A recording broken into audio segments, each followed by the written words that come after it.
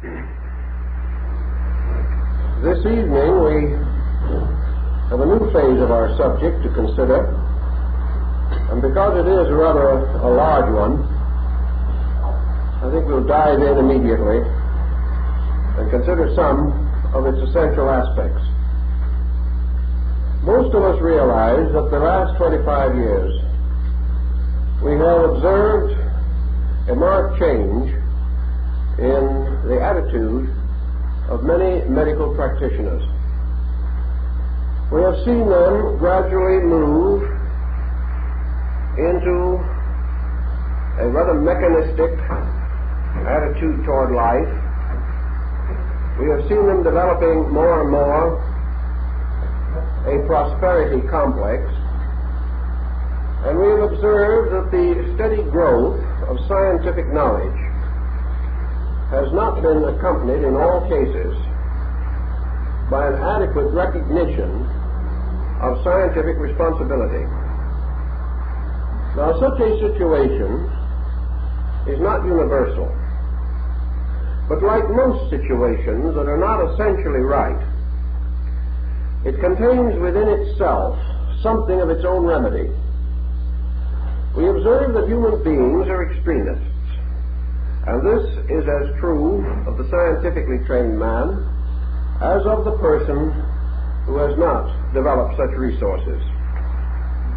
And so gradually, in the very immediate past, within the last 3 or 4 years, we have seen a considerable breaking of this pattern which has dominated most of medical thinking in the last 2 to 3 decades.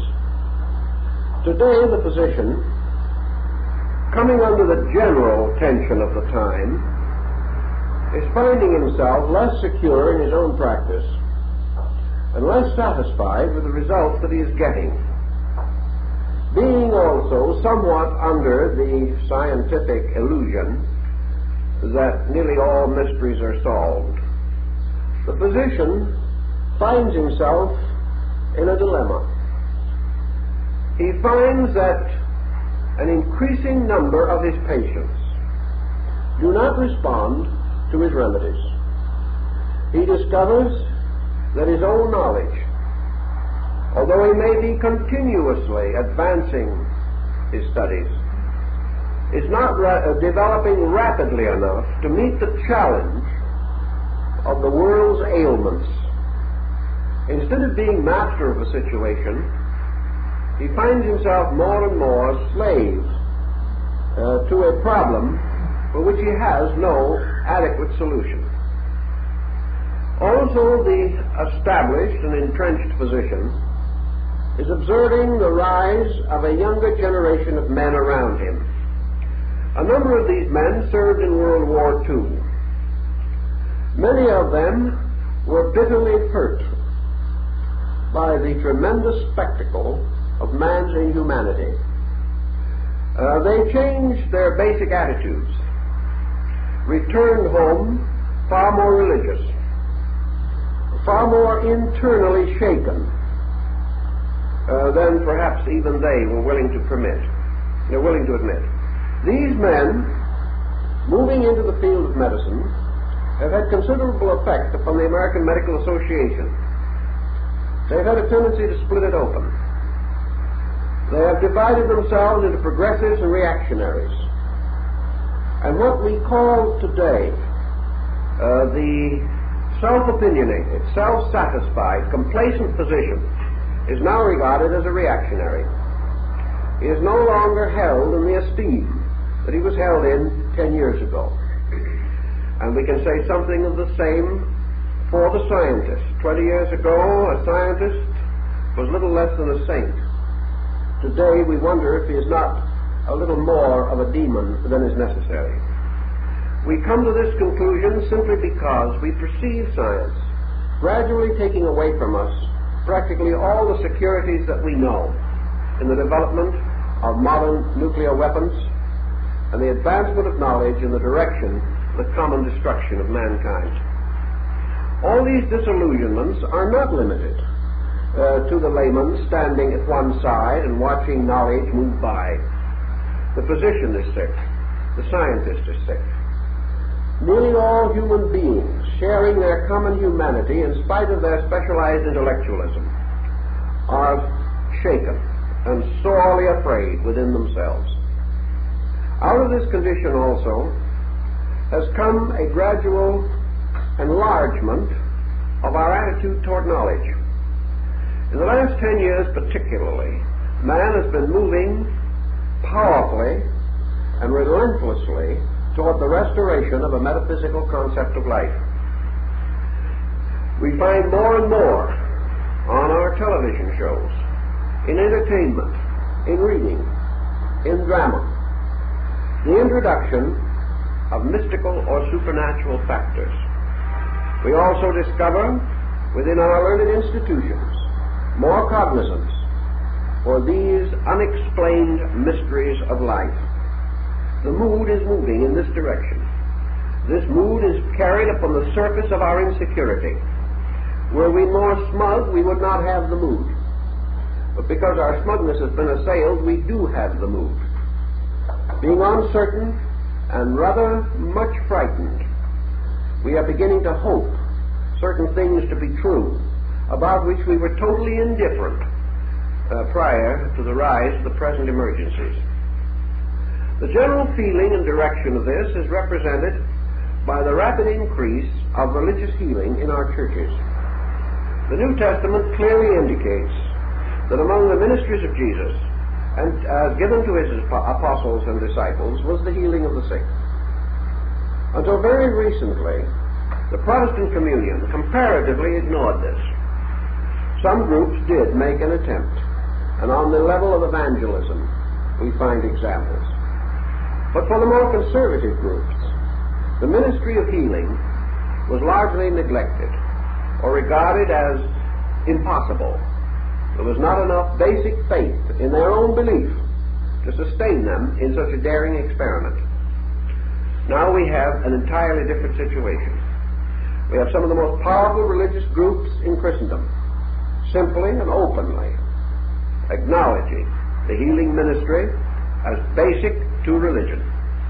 We find also a considerable amount of success in the practice of healing in religious organizations. We also observe the number of churches that are engaging and maintaining psychological counselors, the emphasis upon basic psychological training for the minister, and many things pertaining to this direction.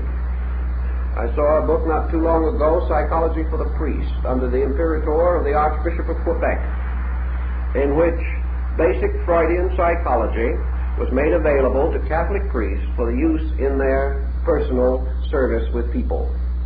Such a thing as this 50 years ago would have been utterly impossible.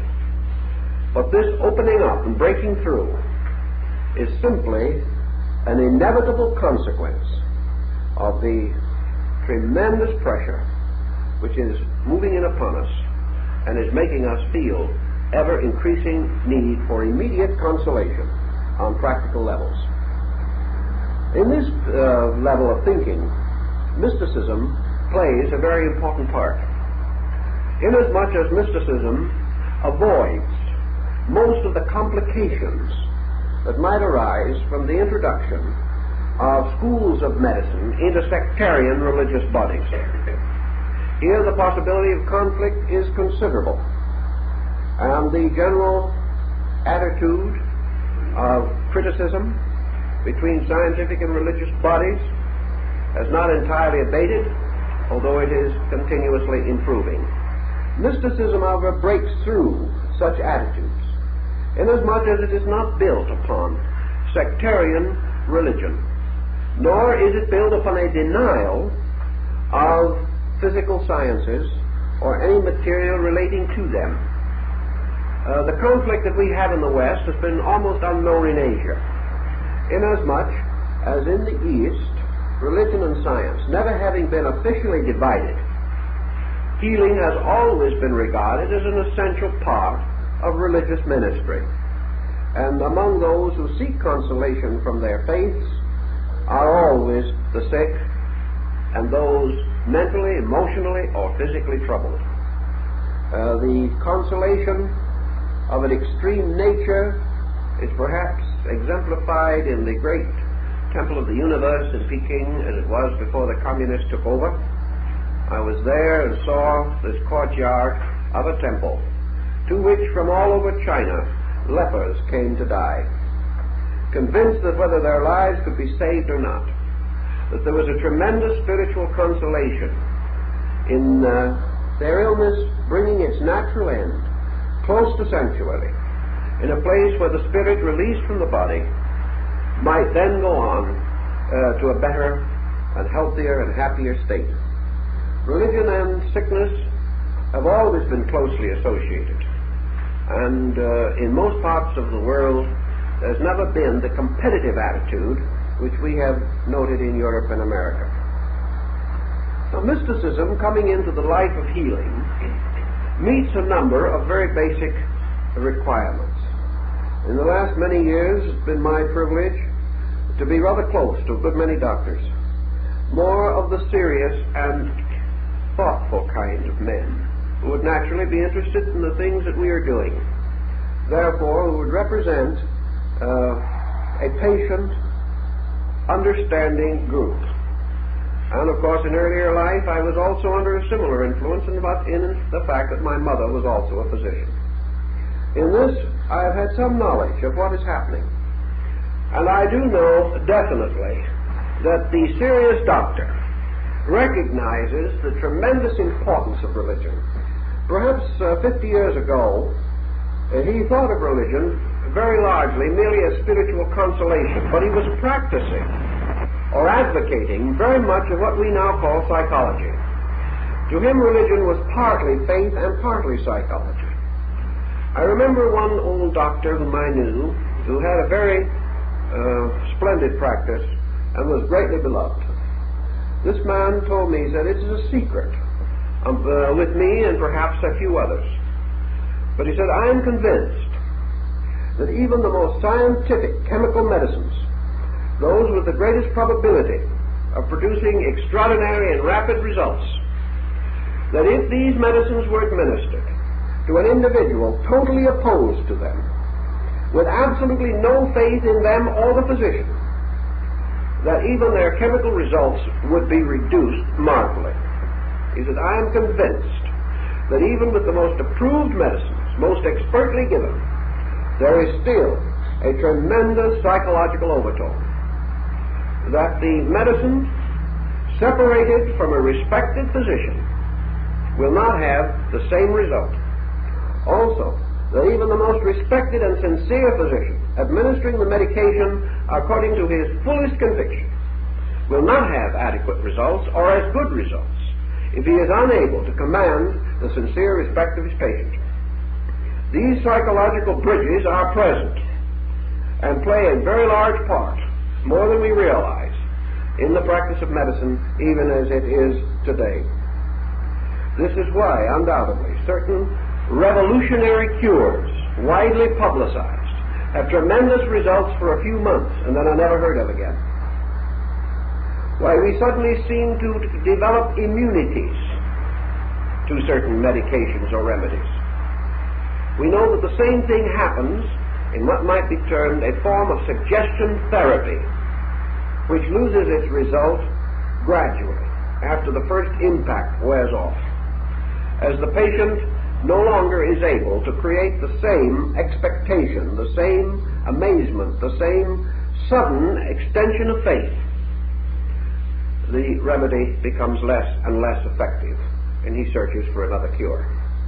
These things involve a great part of psychological, or we might almost say metaphysical, phenomena. They are closely involved in this entire theory of healing. Perhaps that is why healing is an art rather than a science, because it cannot be totally separated from the emotional content of human nature.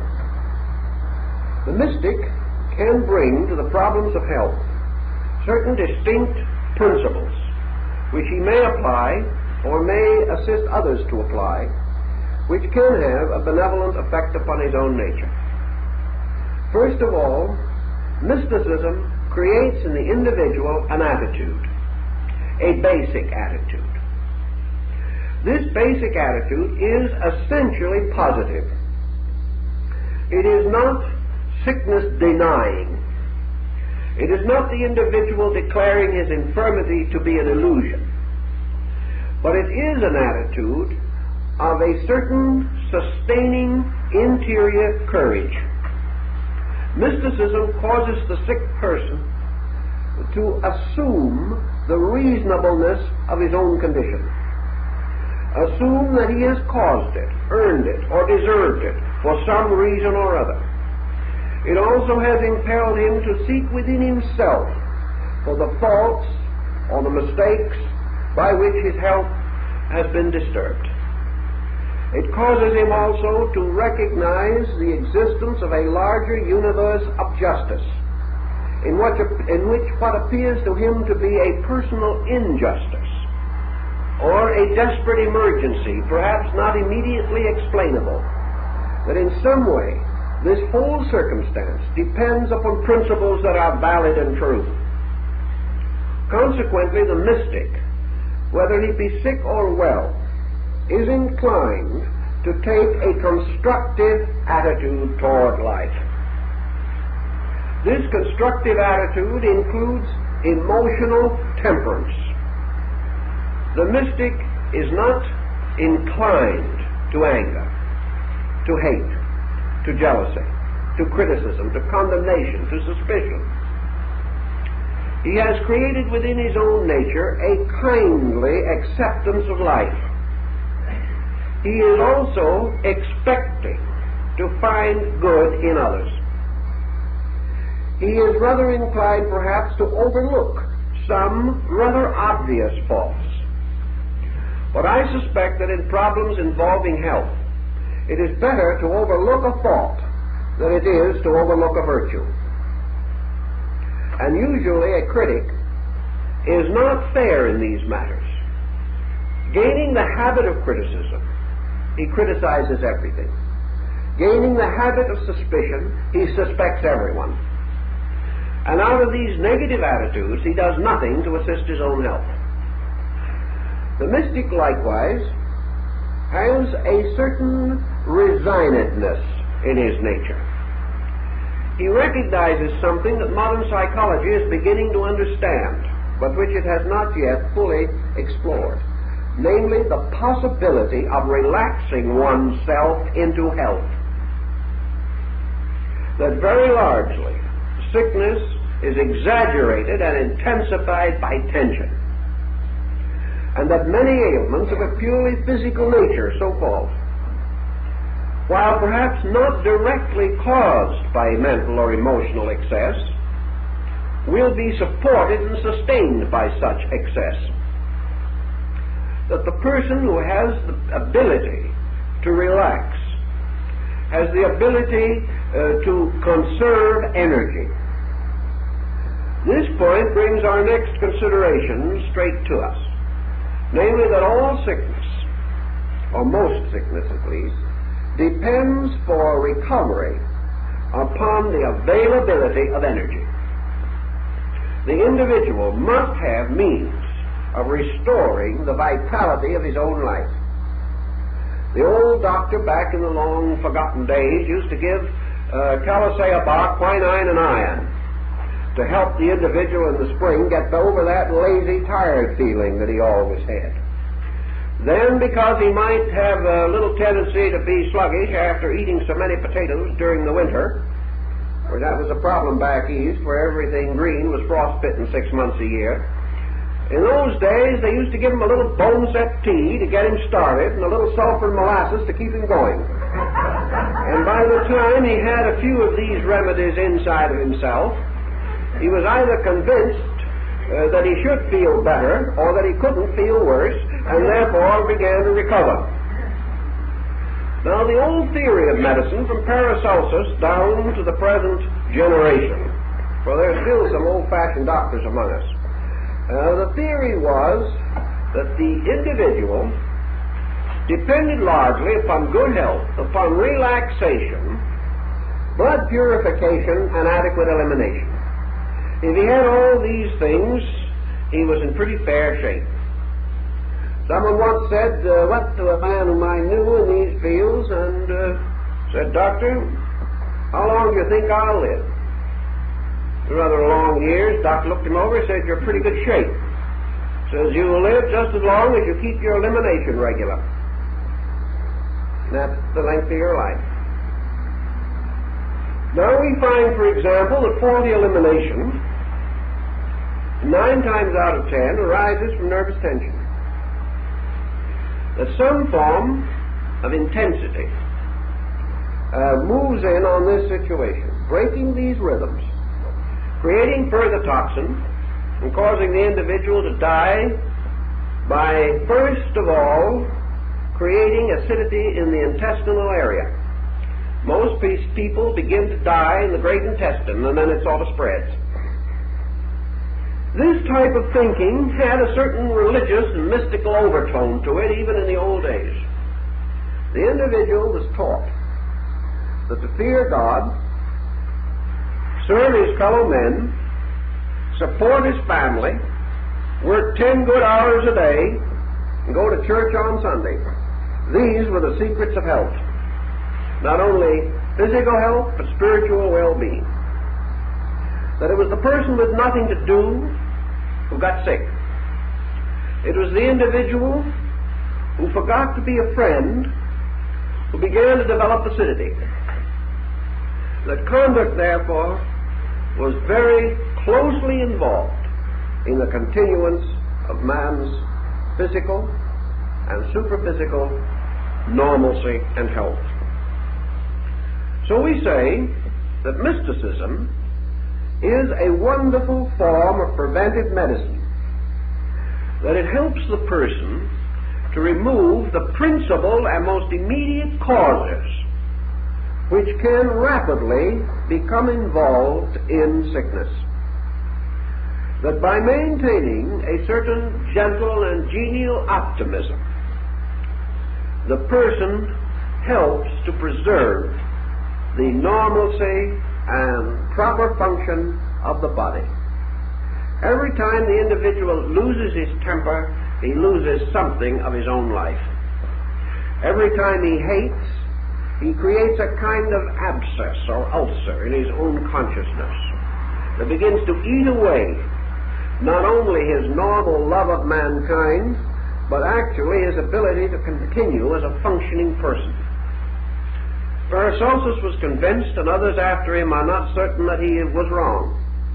He was convinced that most chronic ailments are merely the gradual physical revelation of chronic attitudes, and that the individual who has a certain unreasonable attitude in the first 2/3 of life will suffer from an appropriate physical debility or disability in the last third of life. The diseases are to a measure psychosomatic symbols of dispositions that have been permitted to get completely out of hand. Now this may be a broad statement. There are exceptions to it, certainly. But these exceptions should not discourage the individual. For in the majority of cases, he should realize that his mysticism is essentially a right attitude, that he should not be cultivating it simply because he wants to get well, but that through the natural doing of those things which are right, for the sake of that which is right, we are likely to enjoy an appropriate harvest in other fields of activity and life. If mysticism was only to make us physically well, it would be only a small part of its own achievement. But because it seeks for the total health of man, through his total adjustment with life, the mystic may discover that he has attained, along with his interior stability, a considerable physical endurance beyond that which he might normally have expected. Thus, as preventive medicine, the mystical attitude is strongly and definitely indicated. Also, a mystic is by nature close to the experience of the power of internals over externals. If he has not actually had a mystical revelation or spiritual experience, he has certainly an inward conviction of the possibility of this at-one-ment, this experience of the presence of God in his own life. Therefore, through the internalness of his devotion, he has come close to the recognition of a universal life, a universal goodness, and the universal power of deity in its own proper nature. Thus, to the mystic, all things are possible with God, because deity being deity, all things are inevitably according to the law of deity. And man's experience in the direct apperception or apprehension of God is twofold. Either that he discovers that in his contact with divinity he is renewed or is restored by this divine power, or else in this experience he discovers that those ends which he desires are not right, and therefore he accepts the rightness of God, assuming beyond question that not his will but the will of God be done in all things.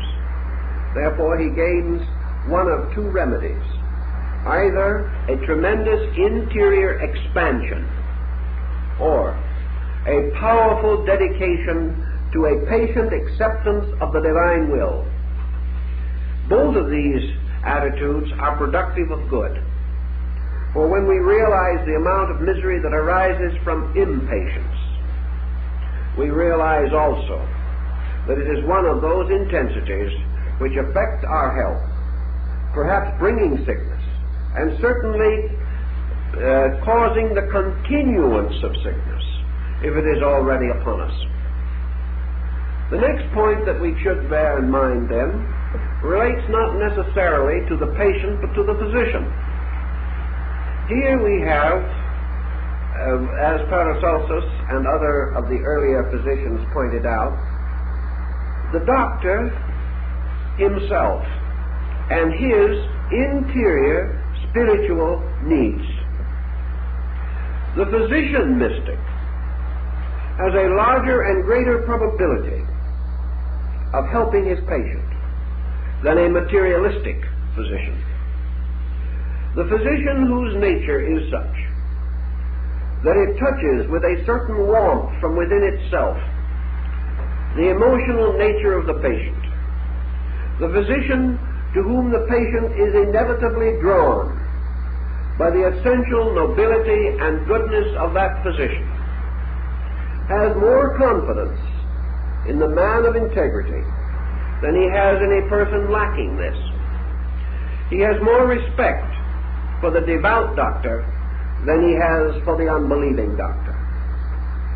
Also because the majority of patients have a positive belief in something, it is hardly right and proper that their medical attention and care should be placed in the keeping of a person whose attitudes and convictions are not equal to their own.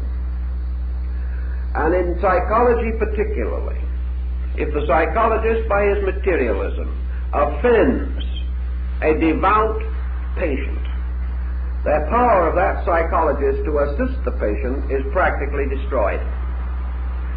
It is therefore true that a physician must have something still in him of the priest of old, from those days when the followers of the god Asclepius were priest-physicians forever, where they spoke not merely as mortals, but as instruments and servants of the gods, that the power of the physician is tremendously enhanced by the auric dignity of his own interior dedication to divine truths and rules and laws.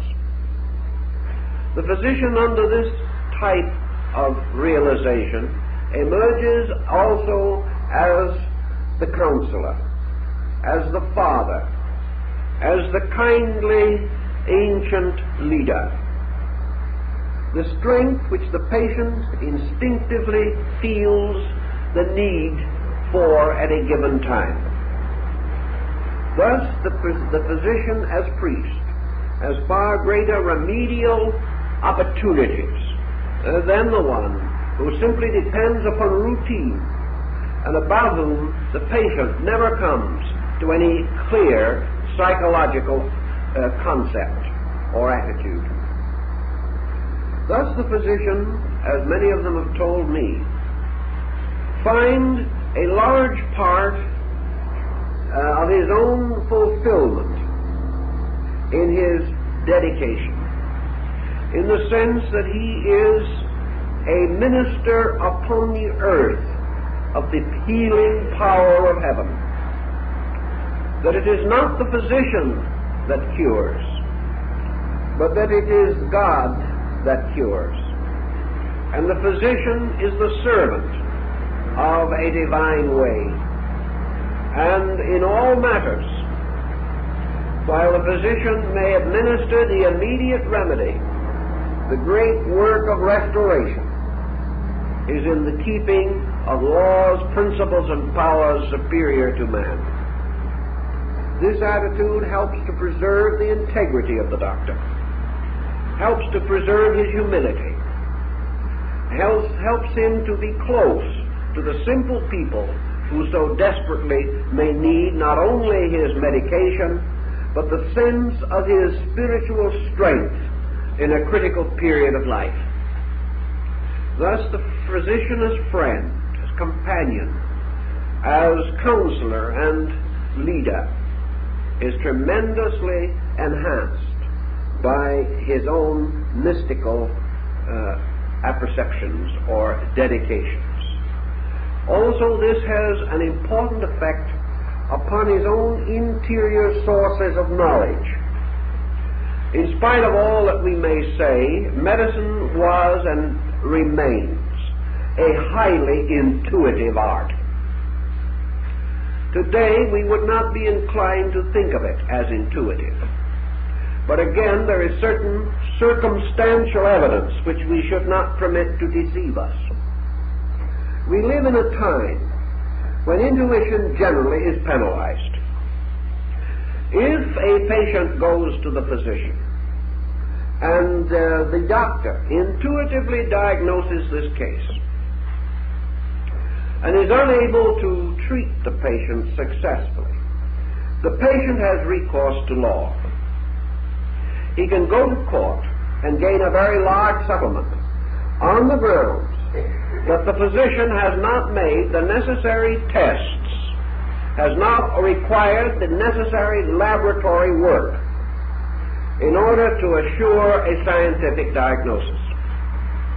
I know many doctors who diagnose the ailment and then send the patient to the laboratory, costing the patient money that he did not need to spend, simply because in the last 5 years that same doctor has been sued, perhaps for a total of $300,000 or $400,000 by disgruntled patients on the grounds that he tried to save the money. Now this can happen. So we have two sides to some of these questions. The patient believes today that he must have the full treatment. If he doesn't get it, he will hold the doctor responsible. But in the older days, when such tests were impossible, the doctor depended almost solely upon intuition. His means scientifically were limited. His medications were limited. Yet he did amazingly well if he had a strangely open and receptive heart and mind. Doctors develop this even today in the course of practice. And if they are reasonably dedicated and reasonably sincere, a professional career of 20 or 30 years will bring with it a tremendous intensity of intuitional power. They will have a strange grasp of the ailment. They will almost appear to read the patient's mind and discover the various locations of tension and stress and discomfort. This intuitiveness they may or may not be able to directly use. They may not feel that it is safe for them to attempt to circumvent the so-called laboratory reports. They may, however, when the time comes to treat from their own intuition rather than from these reports. They are now protected by the reports. And many physicians do this because they have learned that these powers can be developed. Many times they do not even know what to call the power. They simply refer to it as a hunch. But they have it.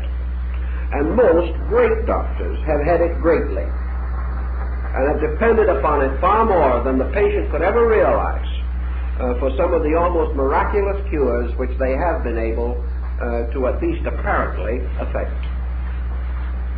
So intuition, or an interior grasp of value, is one of the rewards that comes with sincerity in life.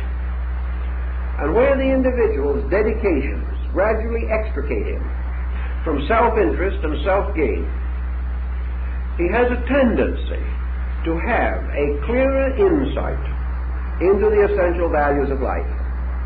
He is more useful to himself and to others, and is able to fulfill his responsibilities as a physician more adequately and more honorably. The combination, therefore, of a patient with a certain mystical apperception of truth and a physician with a certain mystical dedication to his own healing art, these two coming together in the presence of modern scientific knowledge and advancing themselves on all levels by means of this knowledge as well as by means of their intuitive power, form the most fortunate combination that can arise in the healing arts. And in such a combination there is the greatest probability of a permanent or valuable improvement in health situations. The next point that is, I think, to be brought up is that the average person, from a mystical standpoint, may or may not have mystical interests during that period in life in which many of his habit patterns are most firmly established. Thus it may be that mysticism increases in him together with his physical discomforts. In other words, he begins to get religion when he begins to hurt somewhere.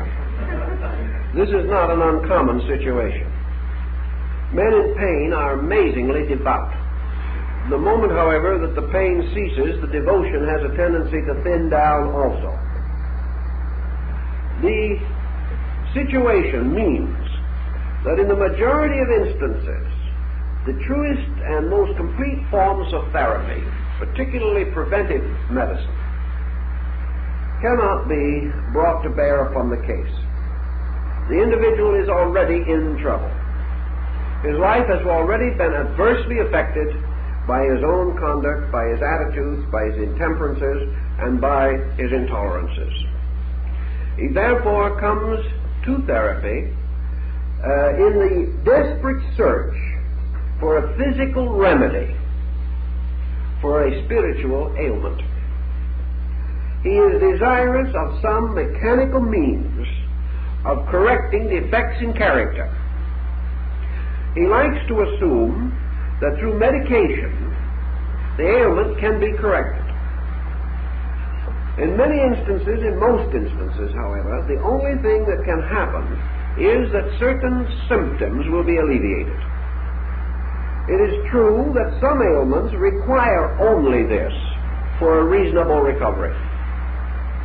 It may also be true that under long and careful observation and treatment, comparatively serious ailments can be cleared or brought to a condition in which they will no longer prove a discomforting factor.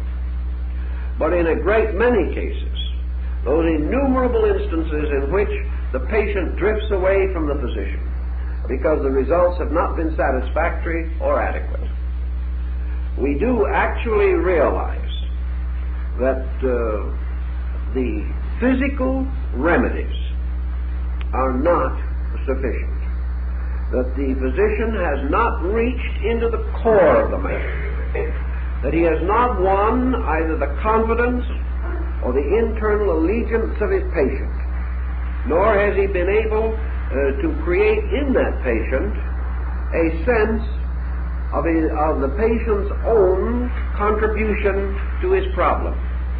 Now, the doctor will tell you quite fairly that the first day he preaches to his patient, he will lose most of them. The patient does not wish to be educated. He wishes to get out of an immediate discomfort with as little change in his personal characteristics as humanly possible. He does not even like to contemplate for 5 moments a minor change in diet, exercise, ventilation, or emotion. He simply wishes to be exactly as he is, but to suffer none of the unpleasant consequences of being what he is. The doctor knows this, and of course it is a very discouraging and unhappy state, which in time may corrupt and corrode a good doctor, cause him to become totally indifferent of a situation about which apparently he can do nothing. The answer to this, however, lies also in the realization that, just a moment, we'd better see, somebody is,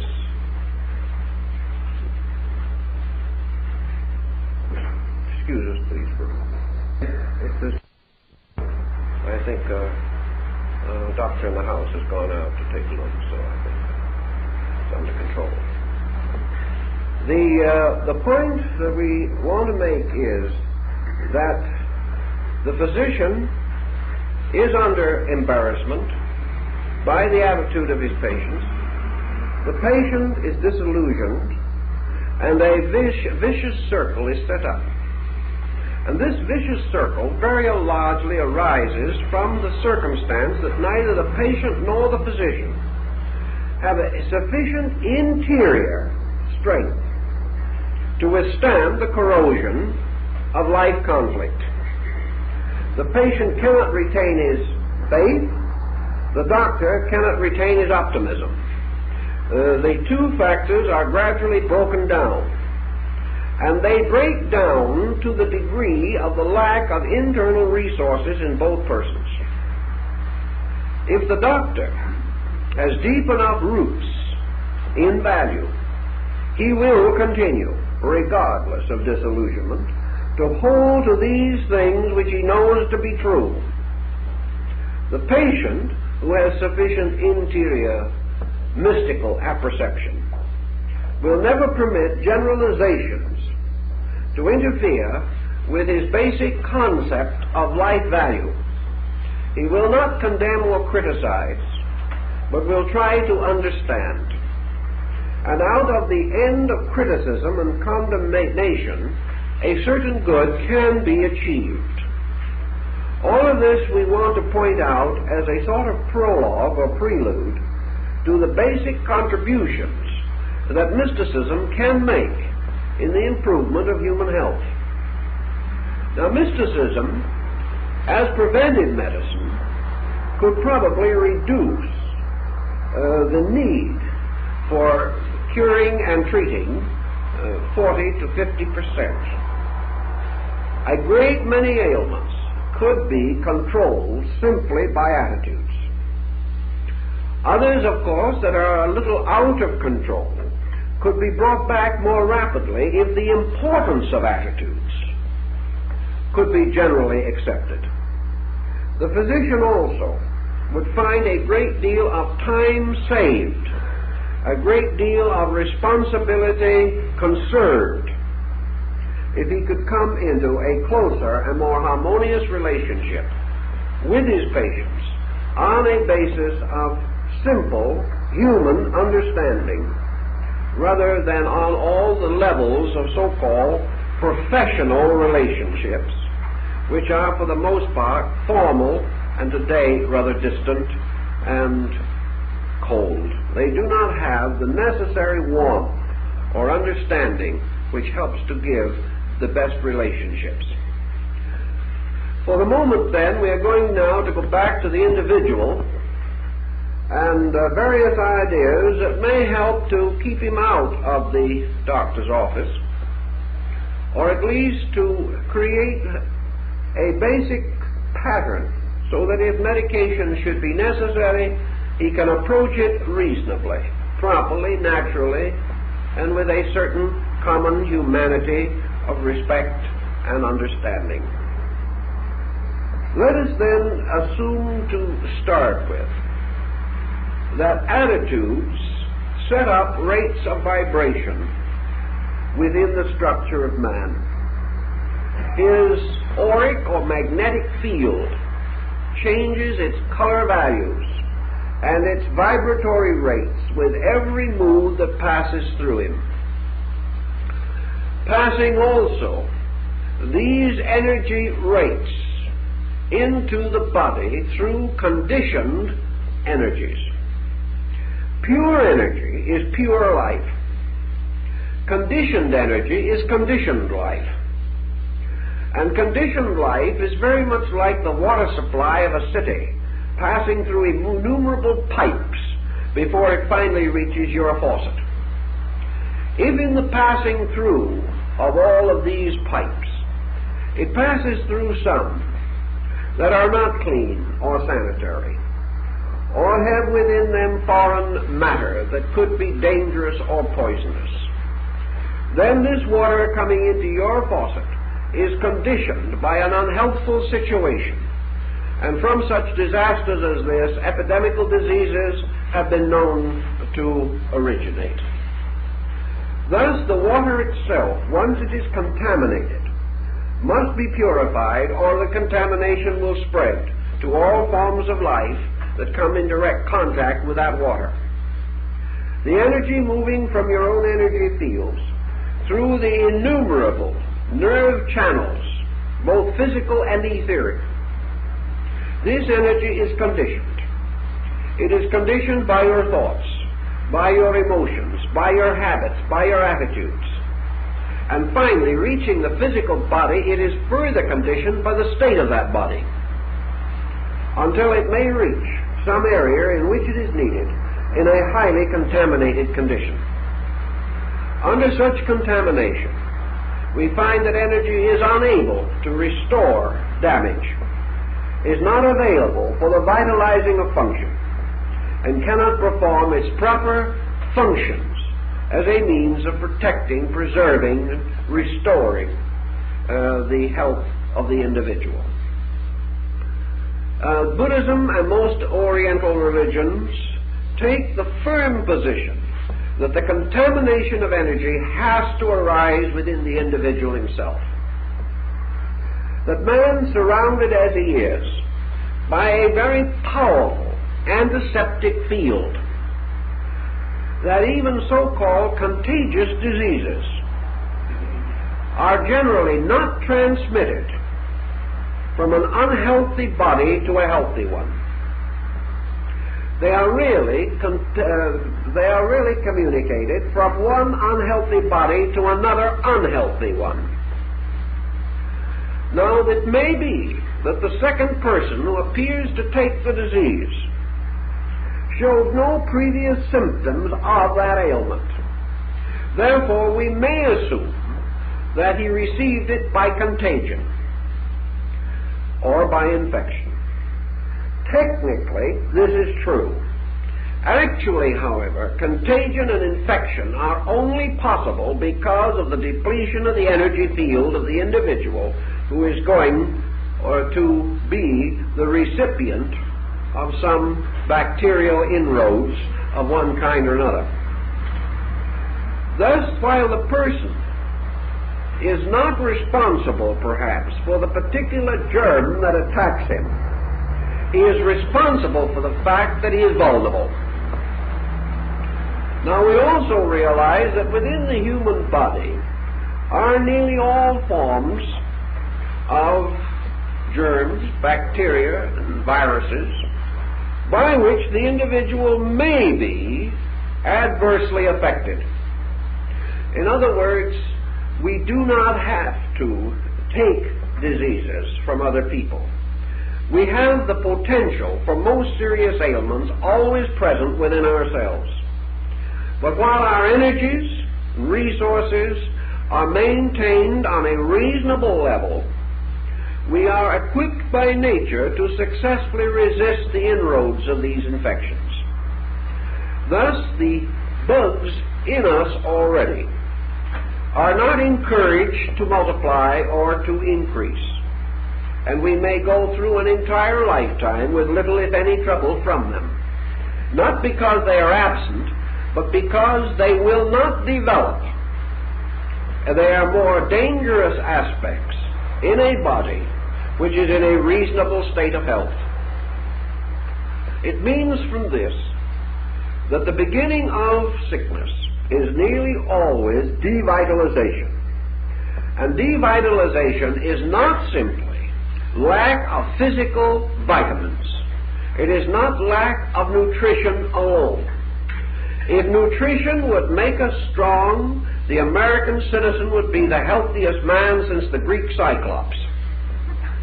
Because the American today eats more than perhaps any other people, having more to buy it with than most. He eats from 2 to 3 times as much as he needs, and his selectivity, going heavily to rich foods, should make him exceedingly robust. As a result of that, he's sick all the time. It is not his physical intake which is the assurance of his vital resource. The physical intake supplies only certain types of energy.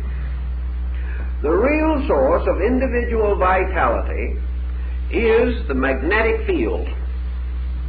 Therefore, we observe in actual fact that an individual who is strongly moved from within himself has more vitality than can possibly result from a person moved by circumstances outside of himself. An individual whose health is poor finds a work in life that interests him, and immediately his health is better. Not because he has changed his diet, but because he has changed his mind. Available energy resources are blocked in us by our own negative relationships with life. And any emotion or attitude which will bring down the corners of our mouths, cause a scowl, or cause us to lose an harmonious and rather blissful expression of features, any emotion which disturbs unpleasantly our faces, as Lavater points out, is also hopelessly and completely bad for us at any time and under any condition. The idea of righteous indignation is false.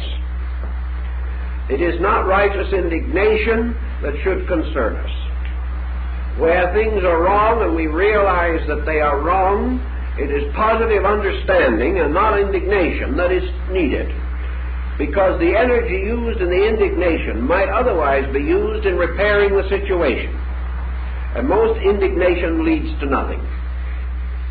So the person, having his energy resources available to himself, finds that he is drawing off these resources constantly in fear, in worry, in dissatisfaction, frustrated ambitions, or just plain old-fashioned scatteredness, lack of self-discipline, organization, orientation, lack of pattern, lack of a program by means of which his life unfolds in a meaningful sequence of events. Thus, drawing off energy, it is the same situation as we have when we put too many electrical outlets on a circuit. Ultimately, something blows out, and the thing that goes is usually the fuse.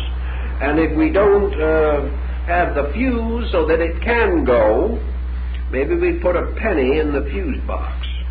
Then perhaps the more immediate the reaction of fatigue. The individual is worn out, And these high spells are followed by low spells, just as we have in the case of the paranoid. We have these tremendous alternations of tension and pressure. Wherever there is an exhaustion and waste of energy, there is an equivalent sudden downtrend in energy, resulting in depression, morbidity, and melancholia. The more we permit these pressures, therefore, to build up, the more continuously we nurse them, the more energy we drain off for no good purpose whatever. As this energy is not available for the normal functions of the body, these functions are gradually affected. And in the physical body, there is a psychic polarity for every type of energy that exists in the magnetic field or the auric background of the body. In the magnetic field, there are also bridges between these poles of energy and their corresponding bodily organic centers and functions. As man's emotions play upon these various parts of his nature, he disturbs one field or another. And if he chronically disturbs one field, he will gradually develop the chronic symptomology in the physical body. The first evidence of symptomological pressure or tension will be in what you might call functional ailment. You will find the disturbance of function. This disturbance of function will be found to closely follow moods. The individual becomes angry, and this is followed by palpitation or tachycardia. The individual takes on certain mental and emotional stress and develops digestive symptoms. These symptoms represent the beginnings of polarizations between energy abuses and physical functional requirements. As time goes on and the abuse continues, the structure is more and more damaged by functional derangement, until there comes this mysterious point which cannot be immediately determined and which cannot be accurately measured, the point in which functional disorder changes into structural disorder or organic trouble. Gradually, the nervous symptomology begins to emerge in the form of a disease, representing damage to structure rather than nervous disorganization of function. The moment damage sets in, the problem of remedy becomes increasingly difficult. It is possible that certain ailments can be treated even after organic difficulties are present. But we can say without any question of doubt that no repair in this department makes the structure as good as it would have been had it not been damaged. We can get to be comfortable. We can go along perhaps and carry our life with reasonable dignity. But no structure that has been organically damaged will be quite as good as it was before. Therefore, every effort should be made to prevent this subtle transition between functional and organic derangements. The moment the functional problem begins to show itself, a temperamental problem should be implied, should be immediately investigated, because happy, adjusted, contented people are not usually the victims of definite and difficult functional ailments, unless, of course, as in rare cases, they result from accident or from neglected causes in childhood and things of that nature, which can occur. But if they arise suddenly in the middle stream of life without adequate explanation, we may begin to suspect that they arise from nervous tension. Now, the doctor, long ago, the old family physician, when he saw these psychological symptoms of varying degrees of hypochondria appearing, usually suggested the long sea voyage, a vacation, a change of air, or something of that nature, or perhaps even a change of relatives. Whatever was suggested was with the subconscious realization that the individual was making himself sick or was being made sick by circumstances around him. Well, whether he's making himself sick or circumstances are making him sick, the most immediate remedy available to him is what might be termed the mystical approach to life. And the moment he finds that his present way of life is not serving him well, he should look for another and superior way that can serve him better and can help him to meet these pressures which will in a short time develop into discomforts of perhaps serious magnitude, and if neglected long enough may be incurable ailments. Mysticism, then, can begin at any time of life. The sooner, the better. Very few persons have really begun too soon. The majority wait too late. But whether there be a sickness or no sickness, the mere fact that the individual becomes interested or begins to give some consideration to emotional, psychical, mystical, or religious overtones, this in itself indicates that somewhere within the subjective nature of ourselves a need has been expressed, a need has been recognized interiorly, and that this need, having gradually come to be defined in the mind, out of experience, out of consciousness, out of problem and relationship, this need should be given immediate attention and should become the basis of a restoration or reconstruction of any way of life that seems to have too many negative features. The mysticism for the average person begins through the smoothing out of certain untranquil attitudes. There are always two ways of approaching this, although there is only one fact involved. The individual may approach mysticism in an effort to understand others, or he may approach mysticism in an effort to understand himself. While these are two prongs, they belong to one fork, for they are both essentially the same thing in different appearances.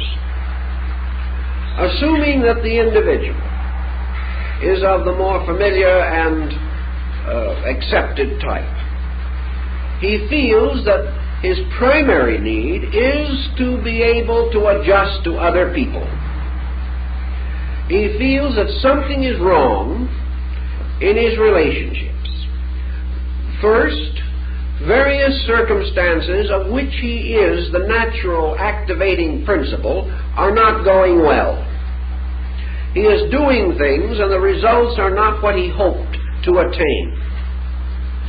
The second possibility is that other people around him are doing things which he is unable to accept, or which cause natural indignation or resentment in himself, and he finds that he cannot control these instincts.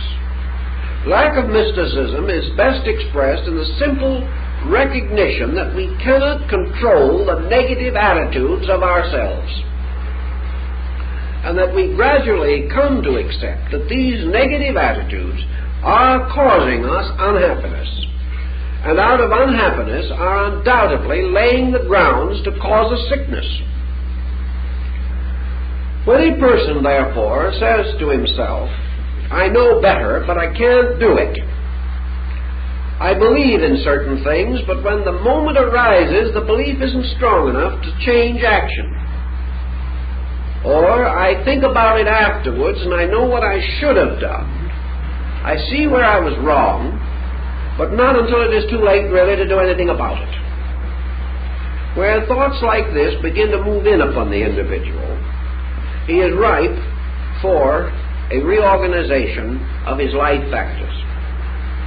Our main trouble in this type of reorganization is that we follow the habit of the medieval doctor who did not know as much as we have learned later. We try to treat symptoms. The ancient doctor treated symptoms. Wherever it hurt, he put the poultice. The next doctor came along a little later. He treated diseases. He opened the books of Galen and Avicenna. He found that a certain remedy was indicated for gallstones, so he handed it out to everybody who had gallstones, and some got better, some got worse, and some died. So then the physician went back and read Galen some more. But he was treating ailments. Now we're beginning to recognize that you don't treat symptoms and you don't treat diseases, you treat people. And the individual who may happen to have some of these diseases happens to be also an individual. And he has individual ways of having the most common ailment. Therefore, the patent procedure of simply treating a disease may help some, but it will injure others. Because this disease is now a part of a temperament. It is a characteristic of a person. Consequently, it is involved in the personality of the sufferer. So now we treat people. On the plane of metaphysics or mysticism, we have the same principle involved. We don't treat symptoms, that is a temper fit. We don't treat ailments, that is a bad disposition. We treat people. And when we start treating people, we find out what Buddha taught. Namely, that whenever we start to treat people, we treat only one thing, which they all have in common: ignorance. Now, ignorance is not present or indicated by the inability to read and write. Ignorance is represented by the inability of the individual to make what he knows to be a constructive decision. If he isn't intelligent enough to do what he knows, he is ignorant, regardless of what he calls it. And weakness is therefore a form of ignorance. It is ignorance because the same kind of attitude, which makes it quite impossible for the individual to do what is right, gives him multitudinous resources to do that which is not right. Therefore, we cannot say he is too weak. He is too ignorant to make the right decision. And the height of wisdom, and the height of knowledge, and the height of education leads to the power of right decision. And without that, the individual is not learned, regardless of his other attainments. So in the case of the mystic, mysticism works with people.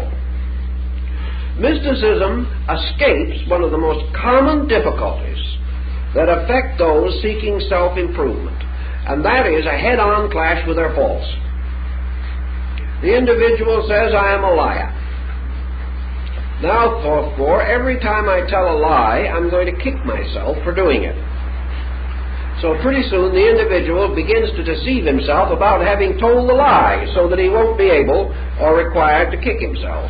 Or he'll find a new vicarious atonement to take the place of the kicking. You cannot treat him in this way. You cannot treat by simply forcing the individual to a head-on collision with his own faults. To do so is to present him with so terrible an apparent problem that he simply falls to pieces in the presence of it. If he starts counting his faults, the result is most discouraging. He finally decides he might as well die with his faults than to try to kill himself correcting them. Actually, this decision is not necessary, because now, with mysticism, we are not working with faults. We're not working with temper, we're not working with a bad disposition, we're not working with a tendency to lie or to inebriation. We're not working with immorality or unmorality. We're working with people. We're working with a human being. And if we begin to straighten out the inner consciousness relationships of that human being with the patterns of values in life, the unpleasant harvest from which he is suffering will gradually cease of itself. This is the principle of Zen. This is also the principle of Taoism. That mysticism consists of the person coming into a degree of interior awareness of value. And the moment this awareness of value is stronger than a bad habit, the habit ceases. The moment the interior is stronger than the exterior can no longer dominate it, no longer tries, and there is no conflict, because the individual is forever trying to do what he wants to do. It is the purpose and end of mysticism, therefore, that his wants shall be re-educated at their root, and that his primary desire will be to do that which is so, or that which is factual, or that which is true. And if this becomes his desire rather than his duty, if this becomes the thing he wants to do, then all impediment to doing it will be removed. It is only when he wants to do something else that the impediment is greater than the resolution. In mysticism, consequently, we have a basic and proper approach to what you might term religious therapy. We have the mystical position cultivated not in order to get over symptoms or to correct dispositional faults, but upon a very simple basis, namely the natural desire of the individual to come to a state of conscious realization of his own divinity and his own relationship to the universal plan. When the individual experiences the God consciousness in himself, recognizes his relationship to universal truth, this realization in itself begins this gradual process of removing the symptomological excesses. He will no longer be moved to certain action, and as a result he will no longer be faced with certain inevitable reaction. The mystical situation also depends not upon a highly intellectualized concept, but upon one of the simplest and most natural and easy of all processes, and that is the devotional. Man is naturally, as Aristotle said, a religious animal. Man wishes to believe. Man wishes to have faith. And the greatest sorrow that comes to the life of man is the loss of faith. And that is why this present generation is working such a hardship upon man. It has undermined his faith. It has taken from him the power of simple and direct belief in value. Yet though this power has been apparently obscured and corrupted, still the instinct to it is present in nearly every human being, including the majority of agnostics. And agnosticism is a defense. It is a sick, hurt person rebelling against pain, rebelling against being disillusioned in a value. The agnostic is not a person who has made a positive adjustment with unbelief, but rather who has broken in some way his natural relationships with something he desperately wanted to believe, but which was taken away from him by a disillusioning circumstance. Mysticism, consequently, has immediate and obvious advantages. It cuts through what might be termed the levels of intellectualism. The highly educated person has no greater capacity for mysticism than the uneducated person. It has no respect for races, barriers, creeds, or sects. It does not depend upon areas or locations, nor does it have any essential historical connotation. Mysticism is the universal availability of hope, which is possible to all individuals who are willing to hope, who are satisfied to make a motion toward hopefulness in themselves. Now, usually, as we have said, the mysticism arising in a cultivated or civilized people results from disillusionment. It results from man losing faith in the physical world upon which he has trusted his fortunes. He has departed from his own interior strength and invested his security in the collective strength of his kind.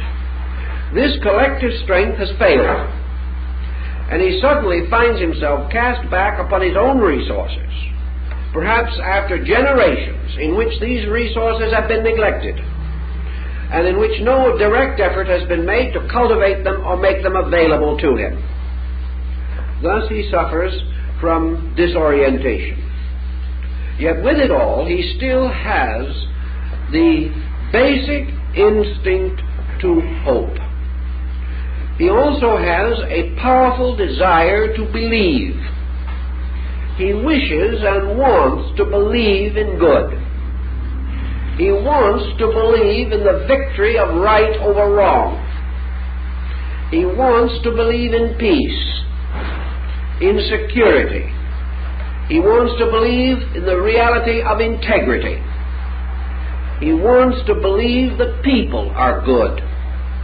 And most of all, he wants to believe that he is good, in spite of the evidence which he produces against himself by his very conduct in life.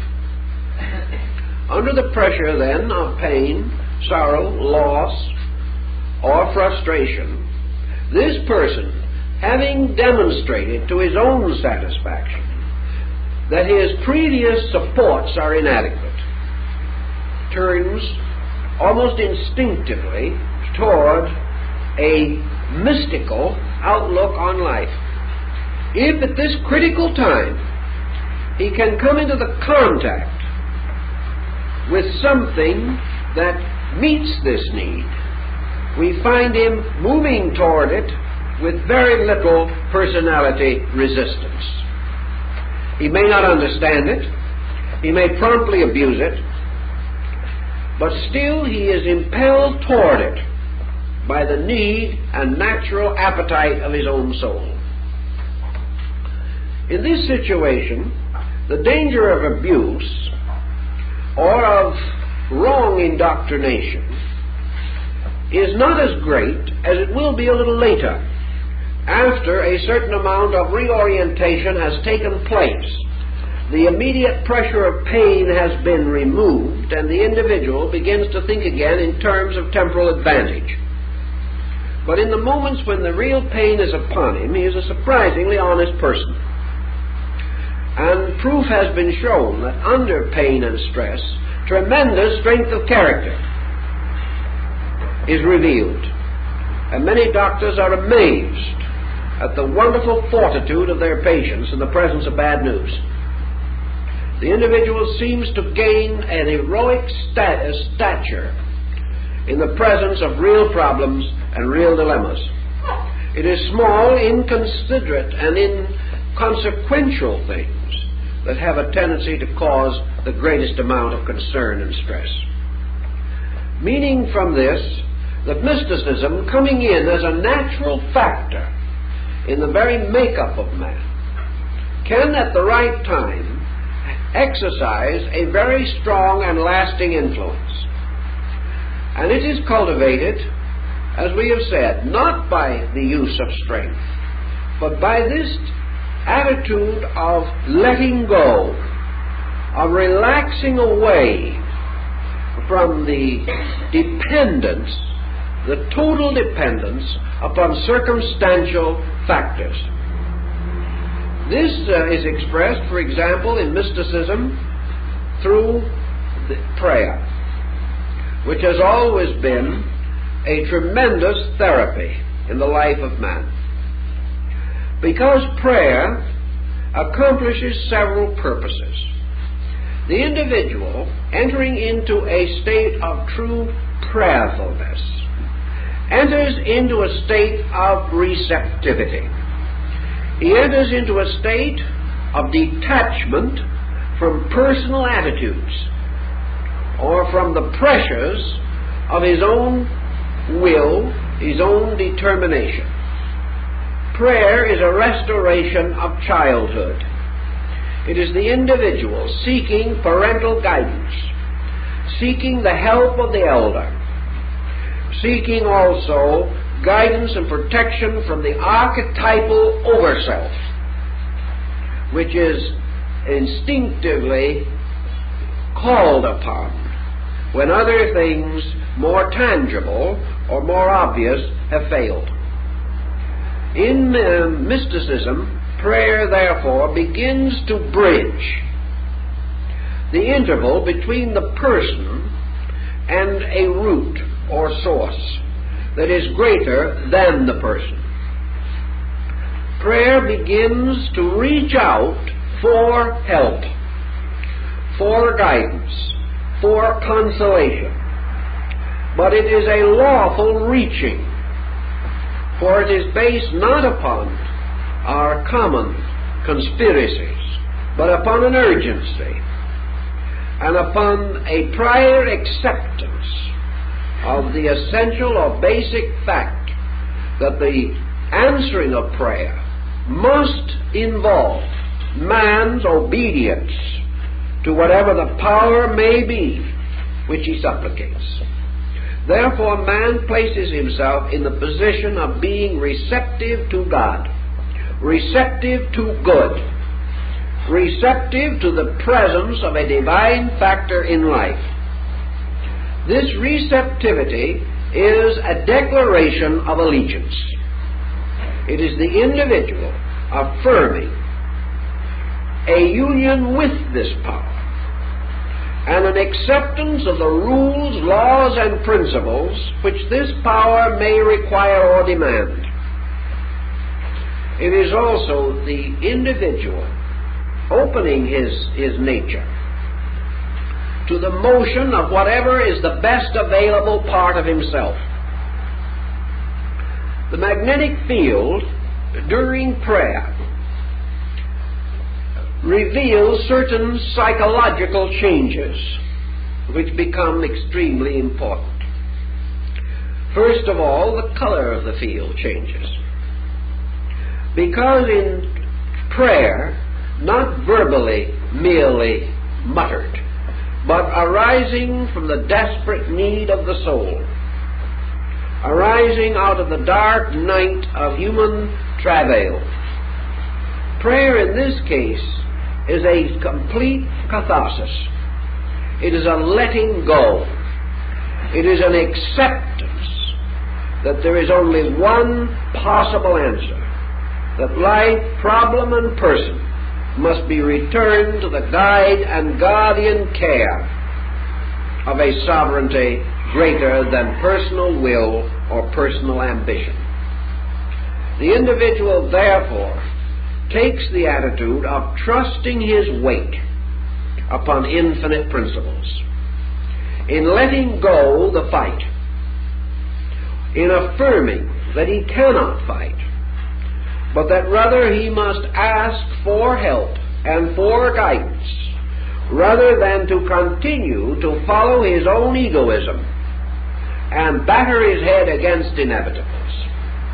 This change in his psychic chemistry is represented by a tremendous simplifying of the vibratory pressures of the magnetic field. The field relaxes, lets down. The individual is no longer fighting. He is pleading. He is no longer demanding. He is beseeching. He is no longer asking for what he wants. Rather, he is asking for guidance as to what the universe wants. This reversal of position also produces a very wonderful psychological effect upon the person. believing intuitively and instinctively, as man does, in the existence of this sovereign good, the individual is inevitably inclined to assume that a sincere request, an honest and simple and devout supplication, will not go unanswered or unconsidered. That in some way this constitutes a kind of partnership. A new situation is set up. Each man united to his God is a majority. Each individual who feels that he has made his peace with the divine power at the root of life now senses a tremendous security in that power, and feels that with the aid of this power all things that are right and good become possible. This has a tendency to renew or restore weakness of resolution. It causes the individual to sense that he is in partnership with that which cannot lose. Therefore, that he is now in a stronger relationship with life than ever before. But that relationship depends from that time on keeping open the channel between himself and the invisible divine source of his strength. If he offends that source, he deprives himself of that resource. Thus a pact or an agreement is instinctively and intuitively set up, and the individual now has a friend, now has someone that understands, can never again be alone, can never again feel that the pressure of exteriors is in any way equal to the power of interiors. And out of the simple but solid assurance that value bestows, the orientation of the individual begins. Now, he may abuse this. It is quite possible that he will. And then under heavy sectarian indoctrination, he may carry certain attitudes to an unreasonable and unhealthful extreme. If he does, he will then bring down upon himself an appropriate retribution. He will ultimately be caused to perceive that this also is a pressing cause of trouble. But assuming that he remains reasonably simple and reasonably devout, he now experiences a partnership. He begins to see a world in which divine factors are increasingly obvious to him. Having come to the simple interior experience that God does run His world, that universal principles and universal laws do exist, and that partnership and cooperation with these laws is the secret of personal security. As these things become more evident to us, our attitudes about unreasonableness or falseness, or our doubts about providence, or our suspicions and our criticisms are appropriately reduced. Once we have interiorly sensed the thing as it is, we cannot be fooled quite so much by outward appearances or by so-called accidents and incidents.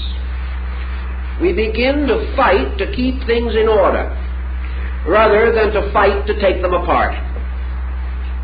The individual who previously, without anchorage within himself, considered it a bad day in which he did not find something wrong with something, now finds it a bad day when he cannot find something right with something. Whereas previously he was searching for darkness and trying to prove its existence, he is now seeking for light and is forever discovering it. For what we look for, we find. The mystic, having decided to look for something good, finds it. The materialist, without this determination, without this decision to search for good, does not have the same attitude. He does not have the power to perceive the light in its relationship to the enveloping darkness. He may see the darkness more than the light. Mysticism, through prayer, therefore, and through interior orientation, helps the person to live in a world ruled over by divine truth, a world of the one, the beautiful, and the good, a world essentially sublime. And from this sublimity of experience, he gains an increasing tolerance of the appearances of things which would appear to deny this sublimity. He begins to understand how it is that in some things truth is more deeply locked than in others, and that what we consider to be evil is merely truth locked in error, that it is not really evil, but the inability of the other person to see the good that we have begun to discover. And instead of becoming proud over the discovery, we realize that mutual happiness and mutual good should impel us and encourage us to share in the purposes and labors of distributing the sense of good, and that the person who doesn't have it is our splendid opportunity, and not something which we should turn from with irritation and resentment. As we go with this same situation just a little further, we also recognize that mysticism is therapeutic in another way, namely that it has a strong moderating influence upon the various ambitions and attitudes of persons. The moment the individual begins to change a sense of value, he is not so likely to be a slave of wrong value. Most persons sicken and die because of their servitude to wrong values. Inordinate ambitions are resulting in many, many deaths every day. Young executives in their 40s and 50s dropping dead simply because they are pressing too hard, fighting too hard, trying too desperately to live above the normal and reasonable probabilities of a sane career, trying to satisfy the selfishness of others and their own ambitions. They are destroying themselves. Mysticism, by changing our standard of values, makes it unnecessary for us to compete with other foolish people. It enables us to recognize what is right for us, what we can do and how we should do it. But it also gives us a certain realization that value is not essentially material. We are here, we have to meet the burdens of being here. We must face the cost of our lives. But the great values of life do not lie in unreasonable or inordinate ambitions or accumulations. Thus the person can be relieved of that tremendous pressure which may drive him to an early grave, seeking rather a moderation in all things, moderating his desires to his means, and moderating his means to his ideals and principles. He can live well, simply, generously, able to contribute something to the common good, but not a slave to the passions and pressures of the economic pattern which is driving us so far astray in this present generation. So mysticism, by moderation, helps us to keep smooth, keep calm, keep orderly, and keep quiet inside of ourselves. And from this quietude, which is one of the great fruits of mysticism, we can do things simply naturally, graciously, with a minimum of tension and a maximum of efficiency. There is no efficiency in disorganized activity. The individual whose actions are under compulsion wastes both time and energy, in addition to setting up situations that may be regretted for the rest of a lifetime. By smoothing out these intensities, the individual takes on only such burdens as are suitable to him, handles his problems and affairs with dignity and honor, is indifferent to the exceptional excess or success which made a man compromise of principles. And under such conditions he enjoys a far greater measure of health and contentment than would otherwise be likely or possible. Now, in all nations and among most peoples, your prayer disciplines are supported or strengthened by other mystical procedures. These mystical procedures are generally covered under the heading of concentration or meditation or some form of internal metaphysical visualization of values. Under such concepts we have the mandala systems of Tibet and China. We have the various religious images, symbolisms, which we find in so many religions, where certain symbols, figures, emblems, or effigies become indicative of certain attitudes of consciousness. These all have to do, as in the case of Sufi mysticism, with the individual gradually supporting by his interior imaginative faculty certain convictions of his own conscience or consciousness. He begins the creative integration of positive resources. Now, have you ever noticed how a life locked in a psychosis can gradually lose all boundaries of reality and live in a totally imaginary world? An imaginary world filled with pain and hurt and suffering and misery. A world which has no real existence except in the person who is dedicated to this kind of an interpretation of things. Imagination has crucified this person, has created in them a misery that is more terrible than most diseases can ever be. Yet this same imagination, this same imaging power within the self, can, if turned into a positive direction, in a positive way, begin the creation of a rich, interior, mystical life. The purpose of imagination is really that man may anticipate by his own functions the truths which he knows to be true. In other words, man may not immediately experience the blessedness of total interior adjustment.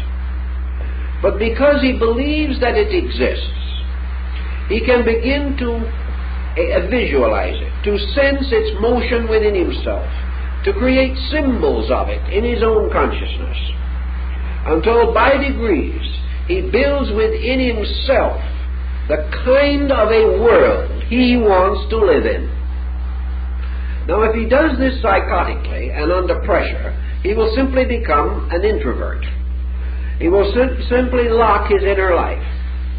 Therefore, it is not that he shall use this mystical garden of Sardis, as the Muslim called it, as an escape. He is not going to leave this world for an imagination world and huddle there till he dies. This is not the purpose of mysticism. But the purpose of mysticism is that man shall experience something interiorly of the possible world of good, of beauty, of truth, and of life, by which he is sustained, and from which he is actually divided only by the narrow curtain of his own objective consciousness. Thus, mysticism as visualization or contemplation or meditation consists of the internal sustaining of a realization. It is the individual conjuring with his own interior power a mood, a concept of things which transcends intellection and causes this person to build a rich life of true value within himself. Just as the political reformer is forever trying to set up an ideal commonwealth, so the mystical reformer is forever trying to set up within himself an ideal self, a self the very nature and quality of which is identical with God and good. That the mystic is seeking to experience or to know inwardly first, as verification and fulfillment, that these things which he intellectually and emotionally believes can be made to be true, can be experienced or known as truth, can be vindicated by experience.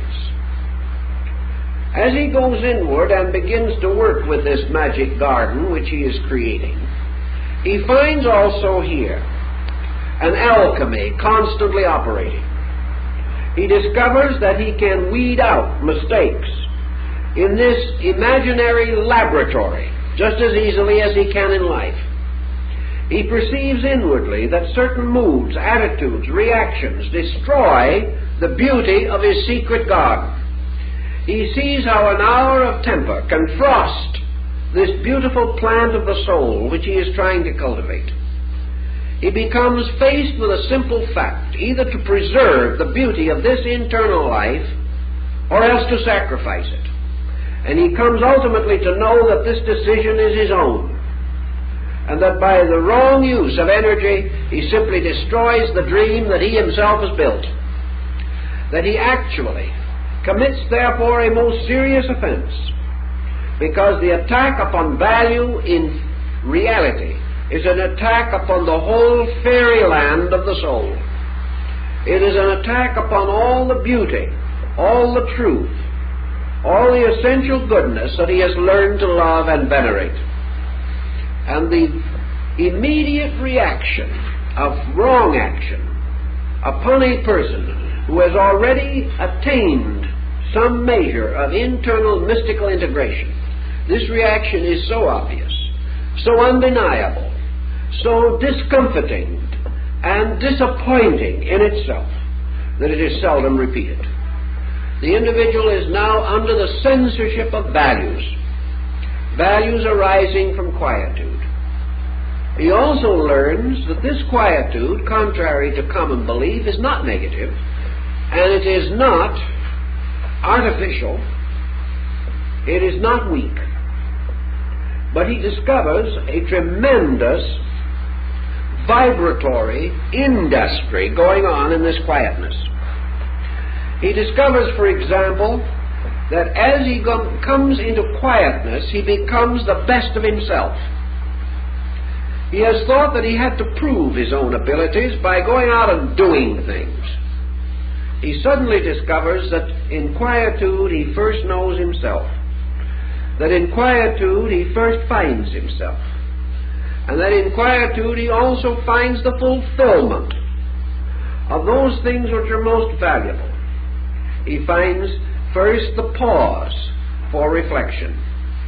He finds the possibility of deepening and broadening his feelings. He becomes aware of his own feelings and what they really mean for the first time. As he goes still deeper into this mystical situation, he also discovers that he is continuously occupied, that he is busier than he ever was before. And yet what he is doing, this tremendous motion that he feels within himself, is above thought. He cannot say that he is thinking of this or thinking of that. He is simply completely engaged, totally occupied. And out of this total occupation there gradually dawns this sense of becomingness, this sense of intimate relationship. Gradually, out of this, he seems to find a kinship with life in total. He finds that individual things are not as important as he thought, but that total things are experienced in the interior quietude of life. Also, that these things experienced are not rationalized, nor made logical, nor is it essentially necessary that they should be. We do not have to explain that which we know. We only have to explain what we don't know and hope someone else will believe. We don't have to justify that which by experience is total good. There is no need to be logical, because we are not dealing with logical theorems. Logic and reason are means by which we are seeking for something, trying to find that which is hidden. But if we discover that which is hidden and experience by direct participation the consciousness of that thing, its logic and its reason are no longer significant. Therefore, logic and reason belong to the pathway, but realization belongs to the end of the path. And that which is realized interiorly is no longer subject for debate and discussion. And knowing this, the mystic will not debate, nor will he enter into controversy with any man on any belief. All he will try to do is to so preserve the calmness of his interior life that he will lure the other person towards a calmness also. And by not entering into controversy, will free the other person of further illusion. And if the other person is sensitive at all, perceiving quietude and its effect, he will search for the same within himself. Therefore, mysticism is not a doctrine for conversion. It is the individual substituting an experience for an opinion. And man discovers by this inward fact that opinions may lead to sickness, falseness, and death, but that experience, honorably and honestly, interiorly required and brought about by proper means, will forever reveal life, truth, and beauty.